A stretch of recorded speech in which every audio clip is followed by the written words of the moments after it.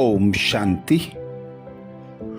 जून मास में हम भाई बहनों ने मम्मा की अनेक विशेषताएं जानी, मम्मा के गुण जाने, मम्मा की शिक्षाओं का मनन चिंतन किया और मम्मा समान बनने का पुरुषार्थ किया। अब जुलाई मास, जो कि दीदी मनमोहिनी जी का स्मृति मास है, इस जुलाई मास में दीदी 28 जुलाई 1983 को अव्यक्त वतनवासी बनी और एडवांस पार्टी में चली गई। तो बाबा कहते, जो बाबा के अनन्य बच्चे हैं उन बच्चों को फॉलो करो, बाबा से गुण ज्ञान तथा शक्तियां धारण कर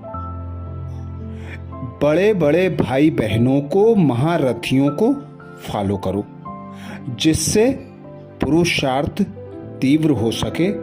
उनकी त्याग तपस्या को आधार बनाकर संपूर्ण संपन्न बनने का पुरुषार्थ करो। तो ऐसी दीदी मनमोहिनी, जो सदा बाबा की श्रीमत को फॉलो करती, सदा गुणग्राही बनकर हर एक से गुण उठाती, कभी भी आलस्य अलबेलेपन का नामो निशान ना रहा। तो ऐसी दीदी मनमोहिनी, जो बाबा की अनन्य रत्न थी, आदि रत्न थी, उनकी विशेषताएं जानेंगे। उनकी विशेषताएं जानने से पहले दीदी जी का सूक्ष्म परिचय लेंगे। दीदी जी का लौकिक नाम गोपी था। आप एक बहुत ही नामी ग्रामी धनाढ्य सिंधी परिवार से थी। यज्ञ की स्थापना के समय किसी की परवाह किए बिना अनेक बंधनों को तोड़ते हुए आप अपनी लौकिक मां क्वीन मदर और लौकिक बहन सील के साथ झाटकू रूप से समर्पित हो गईं। आप में अनेकानेक विशेषताएं थी। आपका बाबा से अटूट प्यार था। हर पल हर बोल में बाबा बाबा ही निकलता था। आप दिल वाला की सच्ची दिलरुबा थी। दीदी को अव्यक्त नाम मिला, मनमोहिनी। दीदी के सानिध्य में जो भी आता, दीदी उसका मन ऐसा मोह लेती थी जो वह बाबा का बन जाता था।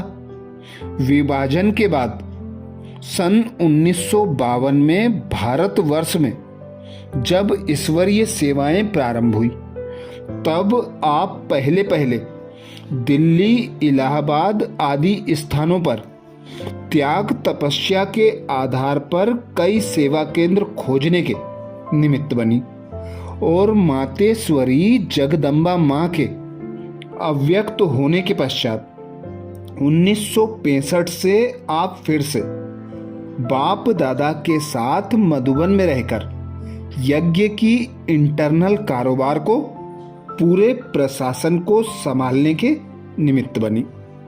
सन 1969 में ब्रह्मा बाबा के अव्यक्त होने के पश्चात दीदी और दादी की जोड़ी ने पूरे यज्ञ को संभाला। दोनों ने मिलकर मात पिता के रूप में देश विदेश के सर्व ब्राह्मण परिवार की निस्वार्थ पालना की और पूरे विश्व में सेवाओं का खूब विस्तार किया। दीदी दादी की जोड़ी को सभी कहते थे, शरीर दो आत्मा एक है। ऐसी एकता का प्रमाण देकर एक दो की राय को सम्मान देते हुए यज्ञ को निर्विघ्न बनाया। आप 28 जुलाई 1983 में अव्यक्त वतनवासी बन एडवांस पार्टी में चली गई। तो ऐसी अथक दीदी, जिसने बाबा के यज्ञ को विश्व के कोने कोने में फैलाया, ऐसी दीदी की विशेषताएं जानेंगे। उन विशेषताओं को सुनकर, उनका मनन चिंतन कर उनके समान पुरुषार्थ कर हम भी बाबा के प्यारे बच्चे बन सकते हैं। वैसे तो दीदी गुण तथा विशेषताओं की खान थी, पर दीदी की कुछ विशेष विशेषताओं को मनन करेंगे। पहली विशेषता दीदी में देखी, किसी भी कार्य को दीदी पहले खुद करती थी, फिर दूसरों से कराती थी। उनकी विशेषता थी जो कहना है वो करना है। अपने कर्म से सिखाती थी। योग का चार्ट, यज्ञ की सेवा सब एक्यूरेट रखती थी। सफाई में बहुत अच्छी थी। उनके संग में रहकर ये सब बातें हम बहुत अच्छी तरह से सीखे। यह विशेषता हम भाई बहनों के लिए दादी गुलजार जी द्वारा बताई गई। दादी दूसरी विशेषता बताते हुए कहती हैं, दीदी नंबर 1 स्टूडेंट थी। उसने बाबा को कंप्लीट फॉलो किया। टाइम पर आना, लगन से पढ़ाई पढ़ना, पॉइंट नोट करना और बाबा जो कहे वो करना। अंतिम समय तक भी चश्मा, पेन और डायरी लेकर क्लास में आती रही। मुरली से अच्छे अच्छे पॉइंट निकालती थी, फिर आपस में ज्ञान चर्चा करती थी। रात को एक बहन को कमरे में बुलाकर कहती थी, आज जो प्रश्न निकाले वो मुझे सुनाओ। फिर जो पार्टी मिलने आती, प्रश्न पूछकर उनको बहलाती। श्रीमत पर चलने की बहुत बड़ी शक्ति थी दीदी के अंदर। सारा जीवन हमने देखा दीदी कदम कदम श्रीमत पर चली। तीसरी विशेषता दीदी की थी निश्चय का फाउंडेशन दीदी का बहुत गहरा था। चौथी विशेषता समर्पित थी तो संपूर्ण समर्पित थी। समर्पण के बाद कभी भी अलौकिक घर की दौलत की आकर्षण नहीं हुई। पांचवी विशेषता में दादी कहती, दीदी को जो भी मिलती थी उसको कहती थी, तुम तो मेरी सखी हो, छोटी हो या बड़ी हो, सखी कहकर उसका दिल जीत लेती थी। छठी विशेषता है दीदी की हर एक के गुण उठाती थी। समझो किसी ने भाषण अच्छा किया तो झट दीदी का ध्यान जाता कि देखो इसने भाषण कितना अच्छा किया। समझो किसी ने अच्छा काम किया तो कहती थी कितना अच्छा काम किया। फिर उसका उत्साह भी बढ़ाती थी, आफरीन भी देती थी। दीदी को देखकर हम सीखते थे कि छोटी सी बच्ची का अच्छा काम देखकर दीदी ने कैसे उसे लिफ्ट दे दी। दीदी गुण चोर थी। सातवीं विशेषता दीदी की थी सौगात देने की भी दीदी में वंडरफुल कला थी। बाबा के घर में बच्चे तो आते ही रहते हैं, उन्हें मीठे वचन बोलकर प्यार से सौगात देती थी। डायरी पेन देती थी तो डायरी का पन्ना खोलकर पढ़ाती थी कि देखो कितना अच्छा स्लोगन है। फिर पूछती थी कि स्लोगन से क्या प्रेरणा मिली। ज्ञान देकर ज्ञान युक्त सौगात देती थी।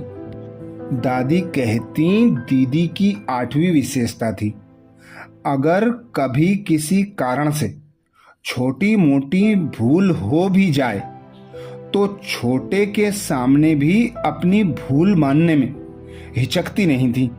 जैसे दीदी कहती थी, मैंने यह बात इस भाव से कही, अगर आपको फील हुआ हो तो भूल जाना। नवी विशेषता दीदी की थी, दीदी सच्ची मस्तानी गोपिका थी। बाबा से इतना अटूट स्नेह था जो नजरों में एक ही बाबा बसता था। दीदी के दिल में एक बाबा के सिवाय कोई भी नहीं समाया। बाबा के प्यार में कभी डांस करती तो कभी सेमी ट्रांस में जाकर लवलीन मगन हो जाती। 10वीं विशेषता दीदी की थी, दीदी सच्ची पतिव्रता, सतीव्रता, पिताव्रता थी।